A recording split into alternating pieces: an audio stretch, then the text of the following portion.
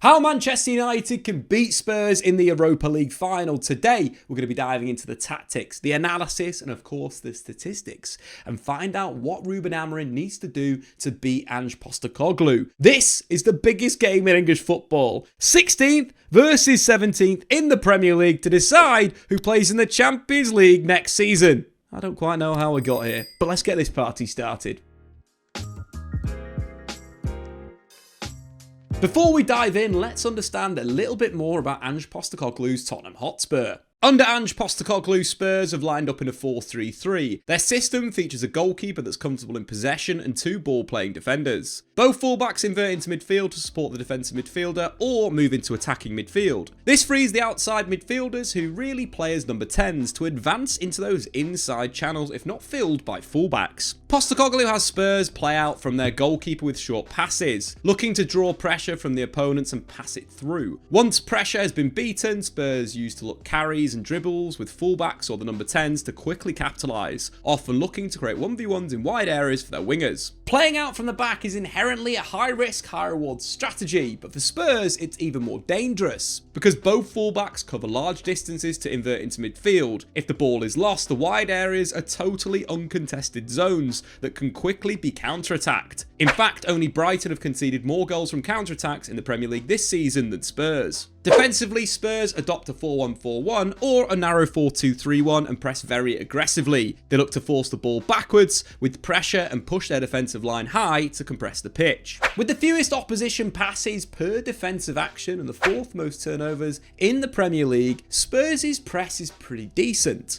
But when you consider that they've got the fourth most expected goals conceded in the league, their defensive strategy is far from perfect. The intensity of Postecoglu's football is both its biggest strength and biggest weakness. Whilst it can catch teams out with the speed of play and the number of bodies they throw forward, it can also catch Spurs out themselves. Their press requires a lot of energy, so there can be times where Spurs rest and don't put pressure on the ball. Meanwhile, the opportunistic nature of their press, waiting to pounce on backwards passes, can create a wide open press that can easily be played around. Similarly, their press can easily be drawn down one flank before bypassing it with a switch of play. So now we understand more about Spurs' system, let's start to break down that question. How can Manchester United beat Spurs? I think the first thing that United need to focus on is having an effective press and trying to dominate possession. So let's dive into that first. How should United press Spurs? In terms of Tottenham Hotspur, where you don't want them is in the final third. They throw bodies forward. We're talking both centre-backs, the 8, the attacking midfielder, both the wingers. They simply overload you with sheer numbers. They've got quality players in terms of dribbling and 1v1s. So what you want to do is you want to try and dominate possession and stop them playing out from the back. So we're going to take the blueprint from Oliver Glasner. Recently, Spurs really struggled with Crystal Palace in the Premier League, with Palace winning 2-0. So first and foremost, what Manchester United need to adopt is a 3-4-3 pressing structure, with a number 9 dropping deeper and man marking one of the 6s. From these types of situations, the next thing you want is the attacking midfielder to be the player putting the pressure on the centre-back in possession. You want both wing-backs being really aggressive and being ready to jump at the right time. You want the near side wing-back being high and the far side wing-back being low. What this allows you to do is force Spurs into long balls and thus dominate possession, and that's exactly what Palace did in the Premier League. They had 53% of the ball, which is quite surprising considering Oliver Glasner's side is reasonably a counter-attacking team that do look for direct plays through Jean-Philippe Mateta. So let's take a look at that in action. We pick up the play with Spurs having possession with their goalkeeper. You can clearly see the structure. You've got Jean-Philippe Mateta sitting on one DM. You've got Eze kind of covering that position, that halfway covering the pass into defensive midfield, but being ready to jump. We can see the left wing back out of shot, who's going to instantly put pressure on the football. This forces Spurs to go backwards. From that point, we see a bit of a chain reaction. The 8 jumps, Eze jumps, and he puts pressure on the football. But quite clearly, we can see Mateta, the centre forward, picking up their number 6. This forces Spurs to play a lateral pass to the centre back. Once again, the attacking midfielder jumps. The wing-back then gets involved, and we can see Jean-Philippe Mateta sticking on the defensive midfielder. This forces Spurs into a pretty risky forward pass. That's something that Manchester United should really adopt. Having that ability to press them high and squeeze them high up the pitch is going to be a recipe for Amorim's success. And just thinking about this from a tactical perspective, Manchester United need energy in their attacking midfield line. They need players that are going to have an engine to press and cause Spurs problems early doors. And I think that's why Mason Mount should start this game. Not only have we seen a little bit of resurgence in form of Mason Mount, but his energy is going to be vitally important, especially at the start, allowing Alejandro Garnacho to be an impact sub. On the other side, of course, Amad Diallo is a very good presser in terms of the statistics, defensive actions leading to goals, and Amad ranks number 1 in Europe. So we've got 2 players there, an attacking midfield that can put pressure on the football. So it's all nice me saying Man United should do this, here's the idea, but if Ruben Amorim's never done it, then surely it's not going to happen in the final. Well, actually, I take you back to the Europa League game against Real Sociedad. Manchester United were very, very good at dealing with Zubimendi. We can clearly see the approach I just mentioned there is exactly the approach United used in the game against Sociedad. We could see Rasmus Højlund sitting on the defensive midfielder and the 2 attacking midfielders making a front three from a pressing perspective. The ball gets shipped back, and once again, we can see the structure. The 2 attacking midfielders dealing with the outside centre-backs, and Rasmus Højlund sitting on the DM, as well as the near side wing-back being ready to jump if the ball's played to the right-back. Of course, United do really well in this situation. Joshua Zirkzee forces the centre-back backwards, curves his run really well, and forces the goalkeeper into a long ball that Matthijs de Ligt recycles, and Bruno Fernandes gets on the ball. So important for Manchester United. They can play this way. I think when we look at other approaches that United have used, which they should not use in this game, is arguably a little bit of a switch. It's when United kind of press a little bit higher with a front 3. Let's say, and they jump one of the central midfielders onto the 6, creating kind of a 5-1-1-3 situation. This is something that Man United should not do because of one reason. You look at the man-to-man options in midfield. If we just look at that central zone, you've got a 3v2 for Tottenham. This is something that happened when United played Athletic Bilbao in the Europa League game away in Spain. So we can clearly see the structure. We've got the front 3, we've got one of the central midfielders a lot higher than the other, and the back 5 being made. The issue in these situations is you've got a 3v2 in that central zone, and why United need to drop their 9 on the 6 versus playing an 8 higher on the 6. Because these types of things happen. Bilbao rotate the ball, the 8 moves off the back of Man Utd, who drops back to a more defensively minded position. And straight away, United's pressing structure is broken, there's a really easy ball into the 6, and again, Bilbao can build down the flank, create a really good opportunity with a cross into the box. This is what United need to not do. They need to not play this kind of 5-1-1-3 structure. It very much needs to be, as what we may have mentioned previously, that front 3 sitting on the defensive midfield line, with the outside midfielders being the ones to press the outside centre-backs, and very much having the number 9 sitting on, of course, a defensive midfielder. This is what Man United need to do to press Spurs effectively out of the back. On to number 2, how should Man United counter-attack Spurs? Spurs are so susceptible to counter-attacks. Only Brighton have conceded more goals from fast breaks in the Premier League this season. And there is a tactical reason why. When Spurs do get into the final third, what you tend to see is both fullbacks be in super offensive positions. At times, you'll see Pedro Porro in the inside right position. Other times, you'll see him high and wide. Same with Destiny Udogie. You'll see him in the inside position, or you'll see him super wide, which opens up big space on the counter-attack for Manchester United, basically behind both fullbacks. If you can attack the channels, you're into a position where you can really create opportunities. I think from a mid-block perspective, United should adopt the kind of 5-4-1 structure, with the centre-forward picking up the 6. From these areas, what United need to do is try and force Spurs to play wide. From these positions, United could jump on those players, press super aggressively in that zone, try and win the ball back, and then instantly, what we're saying there is attack into the channels with the dribble or some combination plays. The inverted fullbacks, or wingbacks, shall we say, of Tottenham Hotspur are a reason why they're so easy to counter on. Once again, we've got another example from Oliver Glasner's Crystal Palace. Pick up the play with Spurs building. They've got a kind of 4-2-4 structure at the moment, but wait till you see where these fullbacks are. It's pretty crazy. So as Palace look to force Spurs out wide, they're going to start to engage. The ball's worked out to the winger. And again, Jed Spence, who's playing left back, makes that underlap. But as the ball's played back inside, just have a look where Spurs' defensively minded players are. We've got both of the DMs highlighted and both of the fullbacks. Arguably, all those 4 players are ahead of the football. That is suicidal, because if you lose a duel like this, as we see with Daniel Munoz, wins a tackle, and of course, Jean-Philippe Mateta uses his power and his strength after picking up the 6. Again, something we mentioned previously, man marking the 6, because then you become a counter-attacking platform. It's so important. You're in a position now where you've got a great break on. You've arguably got a 4-on-2 from simply winning a duel. You're forcing them to the wide area, winning the duel, you're attacking into the channels, and we see Mateta feed Daniel Munoz, who crashes against the bar. If he gets his head up, he could find 2 of his teammates and a 2v2 on the back post. Again, these are situations United can easily get into, and it's how Ruben Amorim should counter Ange Postecoglu. So let's now talk about attack. How should Manchester United play through Spurs' press? Because quite frankly, it's really open when they play teams that play through at the back. So in terms of their setup, it very much is a narrow 4-2-3-1. In terms of the key roles that we're going to focus on exploiting, of course, it's the outside attacking midfielders, pressing the outside centre-backs. Due to Spurs not having wing-backs like Manchester United have, there is big space either in the wide areas, or alternatively, if Spurs can play through, there is issues at attacking midfield, or alternatively, the biggest issue of the lot, that's that high line. If you don't have pressure on the football, you can't play a high line. That has been the 101 problem from Ange Postecoglu's perspective as Tottenham manager. So let's talk about how United can kind of control these situations. Number 1 is playing the ball out to the wide area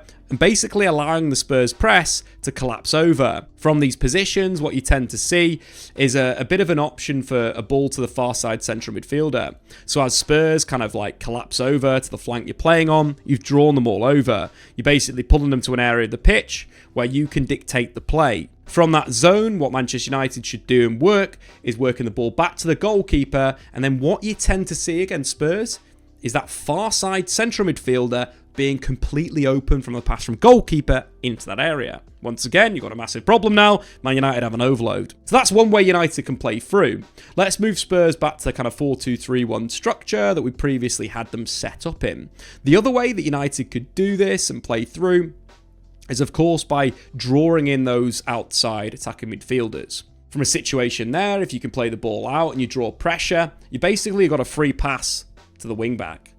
From that position, either you've got a carry, or even more devastating, you've got a direct ball in behind the defence. United need to run the channels. That's one of Rasmus Højlund's strengths at Atalanta, and we've not seen it at Man United enough. But he needs to be constantly making runs in this game. That high line is dangerous. So make those runs, get in behind.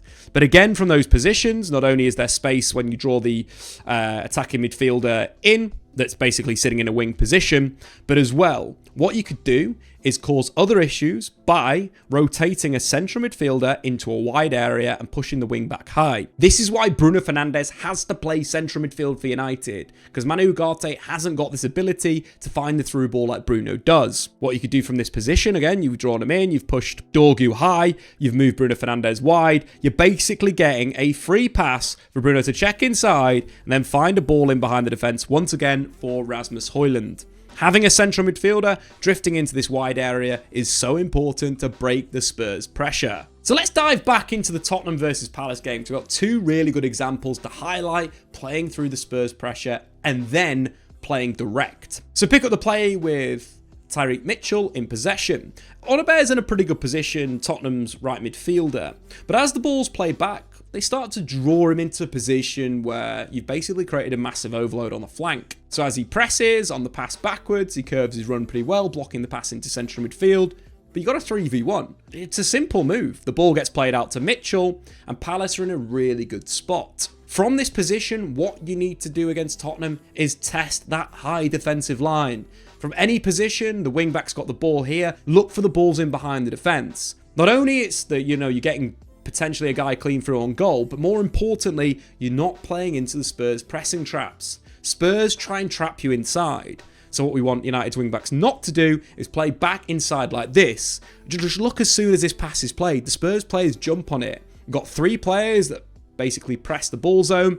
Will Hughes plays a pretty poor ball, and Kulusevski turns, gets out, and feeds Tell. This is a dangerous situation United don't want to be in. If they work the ball to wing back, if they escape the pressure, play direct, play forward. Big thing there. But moving forward to our other concept, which we mentioned previously, I think when looking at Manchester United's build-up, they need to adopt this as well. So pick up the play with Dean Henderson in possession. Dejan Kulusevski is the nominal number 9 in this game. It's going to put pressure on the ball.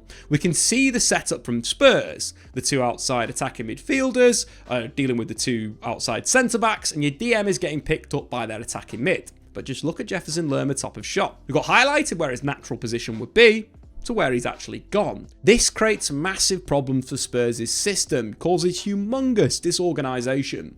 The ball's worked out wide to Guehi, the pressure comes in from the outside centre-back, who Man United need to draw in. You play out wide, and now you've got a central midfielder in acres of space. This is where we want Bruno Fernandes to be. From this position, causes this massive amount of discomfort. Pedro Porro is so late in pressure. He's also probably the wrong player to do the pressure, but you're in a position now where you have a ball in behind the defence on Lerma's stronger foot. We can see the disorganisation. You've got the right centre-back moving to deal with a wing-back. You've got a DM dropped into a centre-back position, and the ball in behind the defence is superb from Lerma, but something that Bruno Fernandes could do to Rasmus Højlund. That ball's played through. The turn from Mateta is very good. He links with Eze, and it moves on to our next point. We're going to talk about goal scoring very soon. One of the things United need to do is attack with width, get wing-backs into crossing positions, and allow them to hit the back post. When I talk about the back post, I'm talking about the space in between the outside centre-back and the far side centre-back. So you're looking to hit that back post zone. Munoz does it very well here, carries into the penalty area, hits it for Sarr, who puts the ball in the back of the net. This is something United need to do. All of those concepts, Bruno Fernandes pulling wide, then working the ball back through midfield to the wing back, using that situation and space, ball into the box, back post. It's a recipe for success for United. And if we take a closer look at the pass, it's brilliant, but Spurs' line is so high, there's no pressure on the football. If Bruno can get into this zone, simply going to be goals for United. So let's stick with the attack. How can Man United score goals against Spurs? Then the big thing we mentioned previously is getting the ball into the wide areas and getting crosses into the box. Simply working the ball into these areas and then finding the back post is a recipe for success against Tottenham. They're really bad at defending the space between the far side centre-back and the far side full-back. In terms of creating those crossing situations, either simply, working the ball into wide areas and using an overlapping wing back is a good area to do it. Alternatively, looking to maybe switch the play, pulling the fullback out, hitting a little underlap, again, is an area to get shots, but also crosses into the box. Manchester United should use both. The results of this are going to be good. It's going to be goals. In terms of Pedro Porro, he's a very poor aerial defender. He's won only 38% of his aerial duels in the league this season, which rank him in the bottom 18% of fullbacks in the Premier League. That is an area to attack for United. So let's take a look at some clips. So in terms of the method of creating these opportunities, we're going to start with the underlap. Spurs' wide players are very poor when tracking back. So once again, we're going to be jumping into Tottenham's game with Crystal Palace. A good example, again, similar system that Man United use. So the ball works out to Daniel Munoz out wide. The link-up play from Mateta is very good. The underlap from Sarr comes. What this does is it creates space, once again, for Daniel Munoz to make a similar run inside. Spurs' centre-back's drawn over, the full-back is all over the place, Jed Spence is putting pressure on the football, but he doesn't see this move on his blind side, which allows Daniel Munoz to simply run off the Spurs defence, take a really good touch in a massive amount of space, find the back post, and Palace probably should be 1 goal up in the game. So moving on to the attacking midfielder, making that underlap, we've got an example from West Ham's game against Tottenham with Jarrod Bowen scoring a really good goal. As West Ham attack, they basically break the Spurs press and they get to a situation where Wan-Bissaka's on the switch in acres of space. But just look how lackadaisical the Spurs defenders are. They can't be bothered. They can't put pressure on the ball. They're waiting to react, which again is the wrong thing to do in football. You need to proactively defend. It allows Wan-Bissaka to find that underlap. Spurs can't deal with it. And again, Jarrod Bowen slots the ball in the back of the net. So United can use underlaps to create opportunities. But also I think in terms of the player that they need to play as number 9, I think Rasmus Højlund could be the perfect guy. So let's look at United creating from overlaps in the Europa League this season. So the first one coming against Athletic Bilbao. Once again, the ball's worked out wide to the wing back. and actually the attacking midfielder, Amad Diallo, provides that overlap. But I think in terms of the big thing here, just look at Rasmus Højlund's positioning. He's positioned himself between the far side centre-back and far side full-back. This is absolutely perfect against Tottenham. This is where the number 9 needs to be. In terms of the play from Amad, it's very good. On the overlap, takes a really good touch past the fullback, gets to the byline and crosses. And Rasmus Højlund is in that perfect position that we want to see him against Tottenham to provide a very simple finish. And I think that's an idea that United need to take. I definitely start Rasmus Højlund for this game because actually he does this move quite well. He runs the channels quite well. There's a lot of things that I like. And later on, of course, Harry Maguire can come on the pitch, so it doesn't really matter anyway. So let's stick with that Rasmus Højlund idea, but have another look at an example of United overlapping to create chances. So United are pretty well set in that kind of 5-4-1 structure. They got good pressure on the ball. They got 3v3 in midfield, which was good in their mid block, not their high block against Bilbao. Rasmus Højlund, of course, is waiting in a striking position. Ugarte jumps, wins the ball, link through Rasmus Højlund to Garnacho. Then we wait for the overlap with Mazraoui, providing the width. The ball goes into the box, and once again, Rasmus Højlund is in a good position. The far side centre-back is running off him. Again, brings him down. United win a penalty, and Vivian gets sent off. But Højlund's movement against Bilbao is a reason why he should start against Tottenham Hotspur. That movement in a really, really key area that we've spoken about. You know, getting a player that's very comfortable at attacking that kind of zone, either on the far side centre-back or making a run in behind him or even targeting Pedro Porro of long balls is a real reason why Manchester United should start the Danish striker. So to conclude, team selection is going to be vital against Tottenham. Manchester United need energy in attacking midfield in Amad and Mason Mount. They need a 9 that's comfortable at dropping off and picking up the 6, but also capable at hitting that space between the centre-back and the full-back. Bruno Fernandes needs to play central midfield because of his quality in possession. His ability to drift wide and get on the ball is going to be vital for Manchester United to create situations to look for through balls on the Spurs' high line. I think playing players like Victor Lindelof and Manu Ugarte in this game with Spurs' pressing traps in central midfield and at centre-back is a recipe for disaster. In terms of the wing-backs, they need to rotate through the 90 minutes. Of course, starting with Dorgu and Mazraoui, but, you know, seeing the likes of Amad Diallo coming on if United need a bit of attacking impetus with Alejandro Garnacho going to right attacking midfield. Of course, in terms of the other side as well, you could potentially see Luke Shaw operating as a left wing-back if the game state is needed. I think the big thing with United is keeping it fresh, having players like Kobbie Mainoo come on to continue the energy that Mason Mount starts with. And finally, if everything doesn't go well, there is one solution. And that, of course, is putting Harry Maguire up front and playing long balls into the box. Ruben Amorim has enough here. I think big players within the United team have played in big finals before. We're talking about the likes of Harry Maguire, Bruno Fernandes, Casemiro, Luke Shaw, and of course Mason Mount, who we just replaced, so we'll have to put him quickly back into the team. All have big experience in cup finals. But I think the big thing for Man United, Casemiro and Bruno Fernandes, the leaders of the side, are going to be so important. Think about Casemiro's first final at Man United. The goal in the EFL Cup final against Newcastle. First goal of the game, a massive header. It's an area that Spurs also struggle in set pieces. So United need to look for Casemiro when hitting set pieces, especially early parts of the game. But I think that experience and that idea that they've already been to finals is a big one of why I think United are going to win this game. United haven't had a great season. 16th in the Premier League, but Spurs have been worse. There is so many areas of their team that I think that is an area United could attack. So that is how Manchester United can beat Spurs in the Europa League. I've been Statman Dave. Get your score predictions in below. Come on, United! Thanks for watching. If you've enjoyed this video, why not check out some more content on the Statman Dave YouTube channel.